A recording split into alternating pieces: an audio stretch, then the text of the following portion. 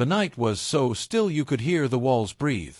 The kind of night where every sound feels louder, heavier, like it's carrying some secret. In the heart of that big, cold mansion, billionaire Marcus Hale lay stretched across a velvet couch, one arm thrown over his eyes.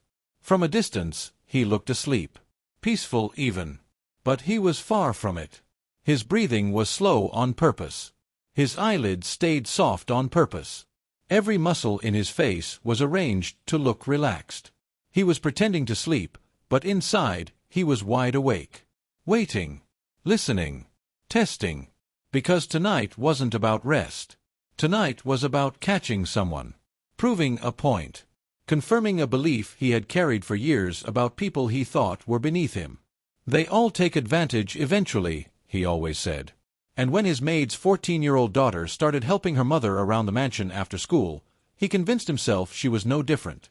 Just like her mother, he whispered earlier that day, his voice low and sharp. Always looking for more. He never said those words to their faces. He didn't have to. His silence was enough. His eyes did the cutting for him. Then he heard it, the soft creak of the service door opening. Light footsteps. Careful ones. Not wanting to disturb anyone. The girl's footsteps. Lonnie. She moved like someone trained to shrink herself. To take up the least space possible. She paused near the doorway of the living room, clutching the strap of her worn-out school bag against her chest. Her thin shoulders lifted with a shaky breath as her eyes swept the floor, taking in the books Marcus had accidentally knocked to the ground earlier. 5 heavy books. All spread out like a trap. She thought he had fallen asleep reading. She didn't know he had dropped them to see what she would do. "Just go in, Lonnie," she whispered to herself. "Do it quick so Mama can go home early." Her voice trembled, barely more than a breath. Marcus heard every note of it. She stepped closer to him, knees slightly bent, like she was ready to run if he opened his eyes. But he didn't move. Not a twitch. Just listened. Listened to her breathing. Her fear. Her hesitation. The weight she carried even though she was only a child. And then she knelt. Gently, quietly, she began gathering the books one by one. They were heavy, older than she was, full of business concepts and stock market theories she couldn't even pronounce. But she lifted them as if she feared hurting them. She glanced at Marcus every 2 seconds, checking if he was waking. He wasn't supposed to see her kindness. She wasn't supposed to be caught being gentle. As she reached the last book, Marcus heard her say something. Soft. Meant for no one but herself. "Mama, one day I'll get us out of here." His eyelid twitched. Just a little. But she didn't notice. There was no anger in her voice. No bitterness. Just a tired hope. A hope worn thin, like a thread pulled too many times. She placed the books neatly on the coffee table, aligning them carefully like she was arranging something sacred. Her small hands shook the entire time. She kept wiping her palms on her jeans, the fabric already faded from overuse. She sniffed once, a tiny sound, but not from a cold. From the pressure of trying not to cry. Then something changed. She turned toward Marcus. Slowly. Thoughtfully. Her eyes softened when she saw him lying there beneath the dim golden lamp. He looked peaceful in that moment, even though he wasn't. He looked like someone lost in sleep, not someone waiting to catch her doing something wrong. She hesitated, unsure. Then she stepped closer. She took the blanket draped over the arm of the couch. That old red blanket Marcus never used, too soft for him, he once said, too sentimental. But she unfolded it quietly, gently, like it held something precious inside. And with hands still trembling from the weight of her day, she draped it over him. Marcus nearly opened his eyes. A billionaire who never cared for warmth, never cared for comfort offered to him by anyone else, was suddenly covered by the very child he misjudged. She tucked the blanket around his shoulders the way a mother tucks a child in before bed. There was something so tender about the motion, so unexpected, that Marcus felt the smallest crack form inside his chest. A tiny crack he would later realize was the feeling of shame. When she stepped back, something inside her finally broke. She knelt on the cold marble floor and began wiping the smudges left by his shoes. Not because he asked. Not because she had to. but because she was trained to make everything perfect. Trained to survive. Trained to avoid making trouble for her mother. And as she wiped, a tear slipped down her cheek. Only one. She wiped it away quickly, like it was a dangerous thing. A mistake she couldn't afford. Marcus saw it through the sliver of his barely opened eyes. The small body bent over the floor. The trembling fingers. The tears she tried to hide like it was shameful to feel anything at all. The blanket she had placed on him without asking for anything in return. And something inside him twisted. A feeling he hadn't allowed himself to feel in years. Not since the world taught him kindness was weakness. Not since he built walls around himself so thick he forgot what it meant to be human. That feeling was shame. Deep, stinging shame. Why would she help me? He wondered. Why would she show kindness to a man who gives her so little? He wanted to sit up, to speak, to say anything at all. But he couldn't. His throat felt locked. His breath stuck. His mind frozen. He wasn't testing her anymore. He was being tested. Lonnie stood up slowly, wiping her face again, double-checking everything around her. Making sure the mansion still looked perfect. Making sure no one could accuse her mother of doing her job wrong. She whispered, "Good night, sir," even though she thought he couldn't hear. Then she walked away. Quiet steps. Small steps. Steps of a child who had learned to carry too much. Marcus didn't move until the service door closed again. And even then, he stayed lying there, staring at nothing, his chest tight, his mind spinning. Because tonight, something shifted. Tonight, the test he planned turned into a test he failed. And he didn't know it yet. But this was the night everything in his life began to change. The morning sunlight crept into the mansion like it was scared to touch anything. Soft. Weak. Unwelcome. Marcus Hale stood in the hallway with a stiffness in his chest he had not carried in years. He barely slept. Every time he closed his eyes, he saw that little girl's tear falling onto his marble floor. He told himself it didn't matter. Told himself he imagined it. Told himself she was playing him, pretending to be innocent because people like her always wanted sympathy. Always wanted something. That's what he told himself. But even he could hear the lie in his own thoughts. So instead of facing it, he hardened. He made his voice colder. His posture straighter. His rules stricter. If he could not erase the moment, he would bury it. He called for her with a voice sharp enough to cut glass. "Lonnie, come here." The girl walked into the hallway like she had walked into a courtroom. Chin down. Shoulders tight. Hands clasped in front of her. Her mother, Maya, hovered a step behind her, worry carved into every line of her face. Marcus didn't greet them. Didn't nod. Didn't blink. He just looked down at a crystal glass he held between his fingers. Then, without breaking eye contact, he let it slip. It hit the floor with a shattering crack that echoed down the quiet hallway like a thunderbolt. "Clean it," he said. "No thank you." No explanation. Not even a glance at her mother. Lonnie jumped at the sound, but she didn't speak. She knelt immediately, gathering the pieces with bare hands even though the shards were sharp. Maya stepped forward quickly. "Mr. Hale, she's just a child," she whispered, her voice trembling with fear and dignity all mixed together. "Please, at least let her use a broom." Marcus didn't respond. He didn't even look at her. Silence was his answer. Silence was his power. Silence was how he reminded them of their place. Lonnie didn't complain. Didn't cry. Didn't ask for anything. She just kept picking up the sharp pieces, her fingers brushing dangerously close to the edges. Her breaths were small and shaky, but controlled, like she had learned a long time ago that crying only made things worse. Marcus watched her. Not openly. Not with soft eyes. But there was a tightness in his jaw he couldn't hide.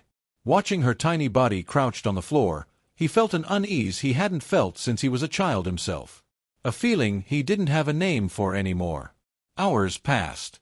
She worked in silence. She dusted, swept, polished, carried, folded.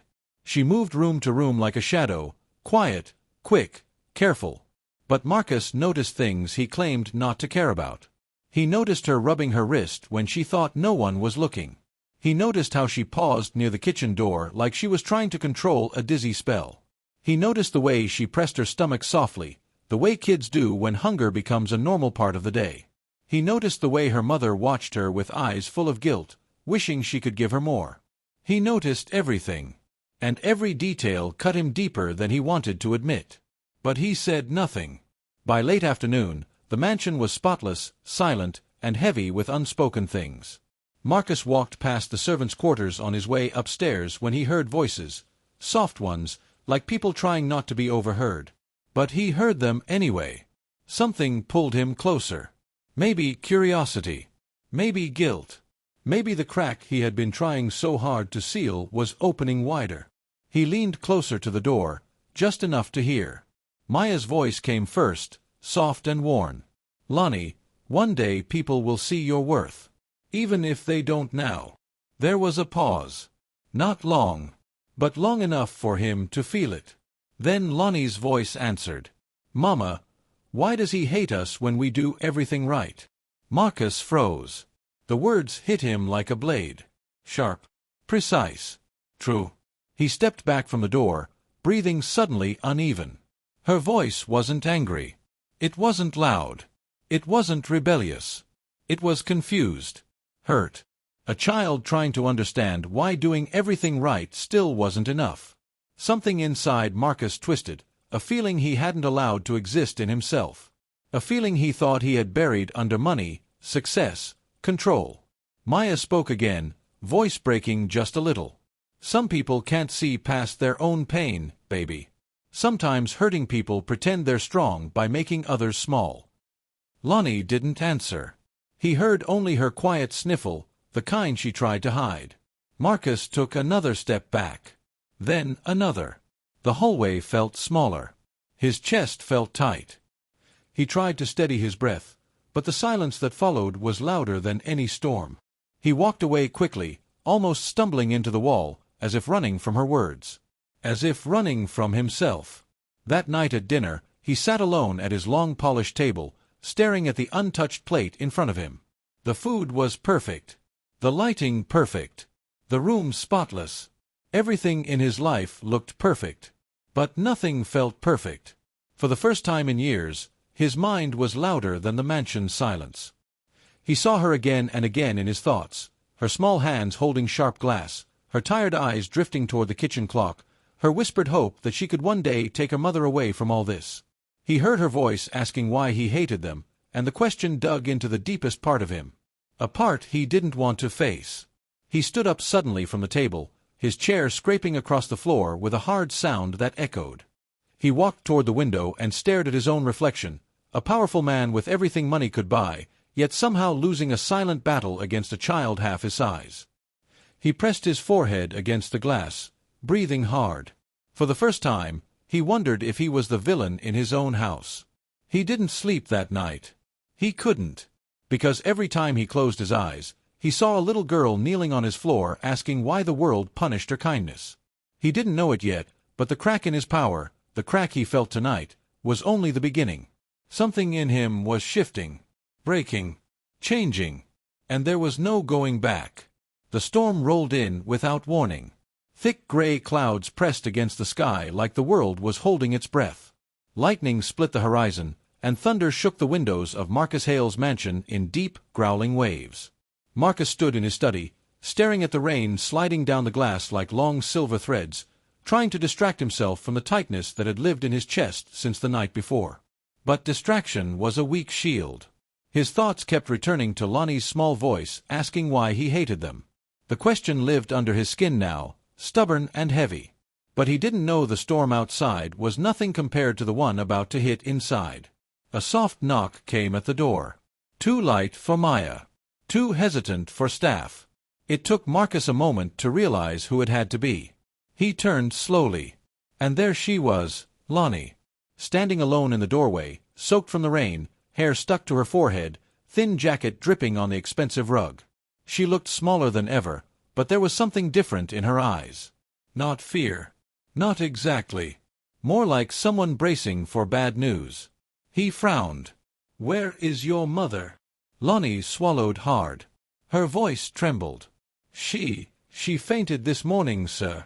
He stiffened, but before he could speak, she continued, wringing her wet sleeves with shaking hands. I came to tell you, we need 1 day off.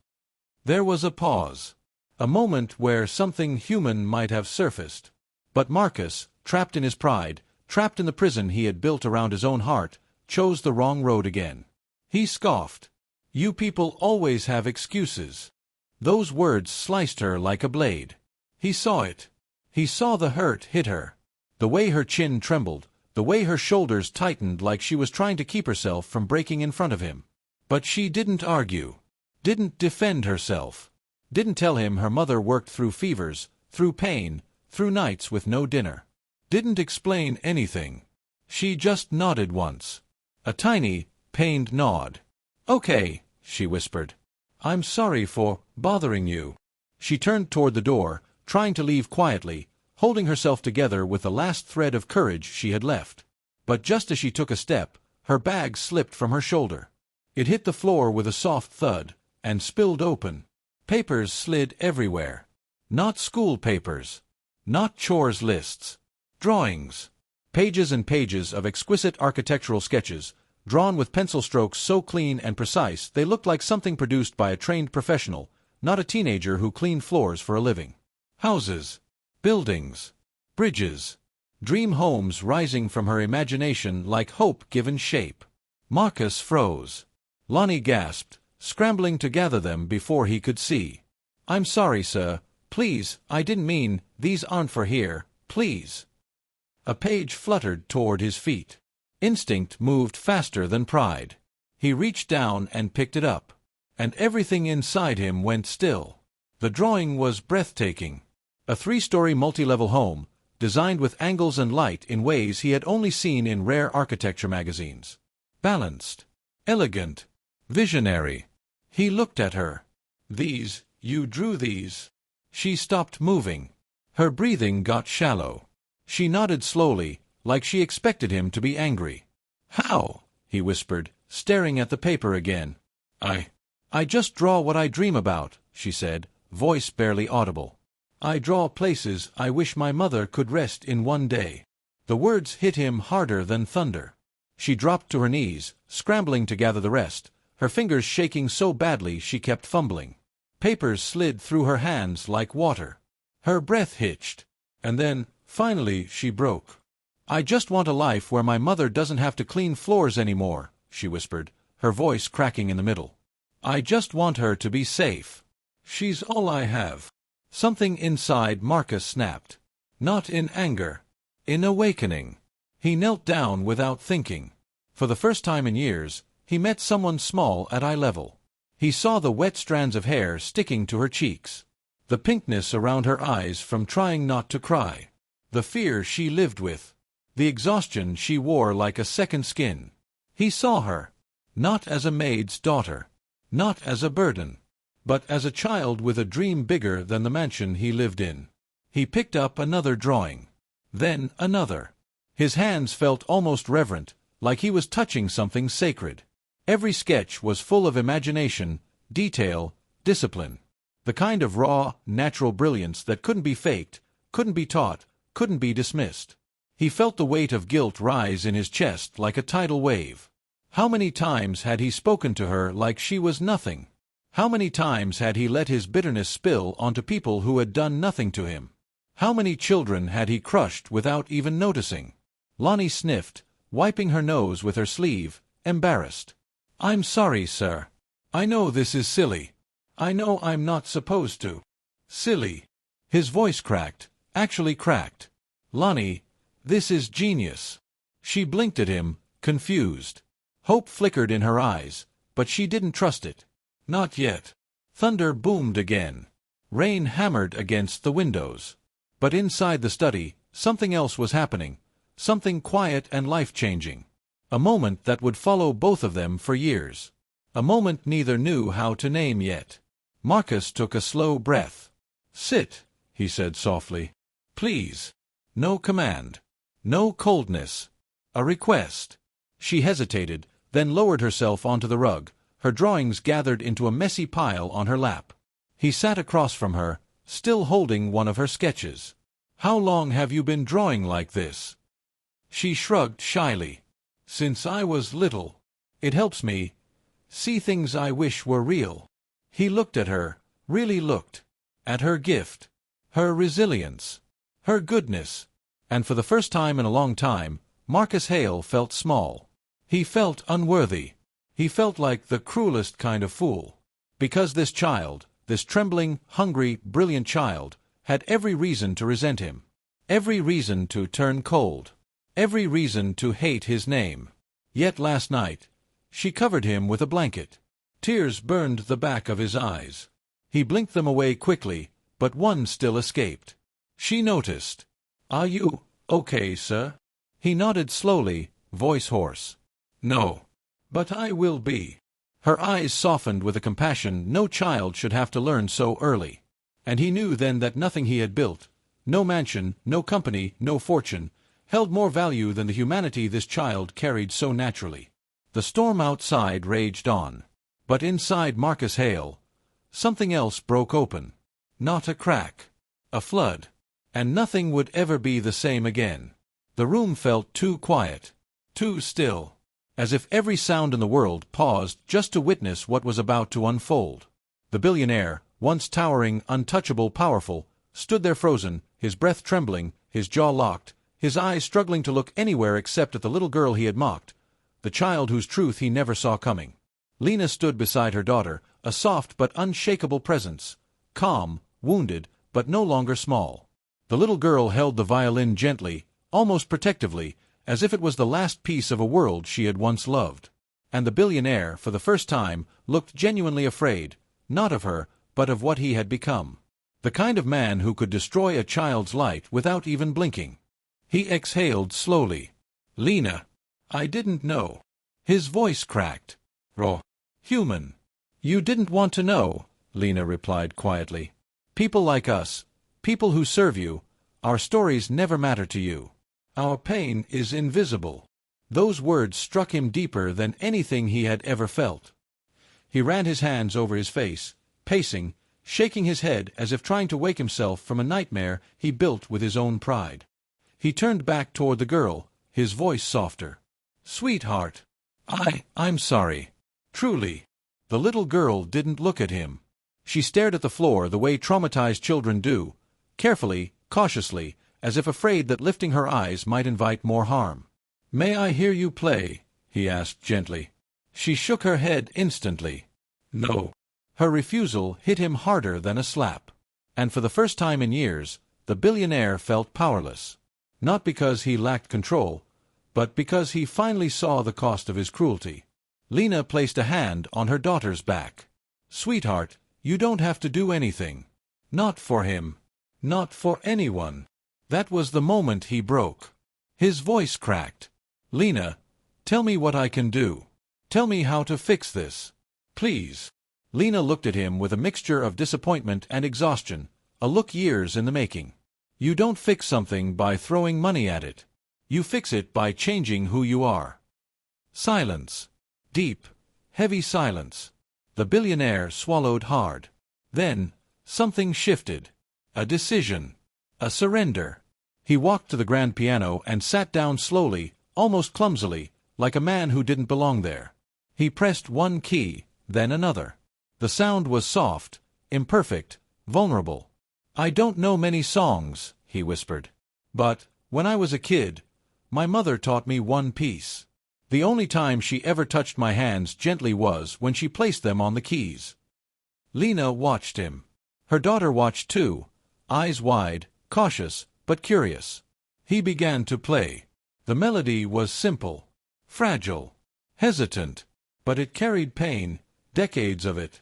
The kind of pain a child buries when growing up in a house full of coldness and expectations. The music trembled like a confession. Halfway through the piece, the billionaire's hands started shaking. "I became him," he whispered through tears. "I became my father. The man who belittled me. The man who made me feel like nothing." Lena's daughter stepped forward without realizing it.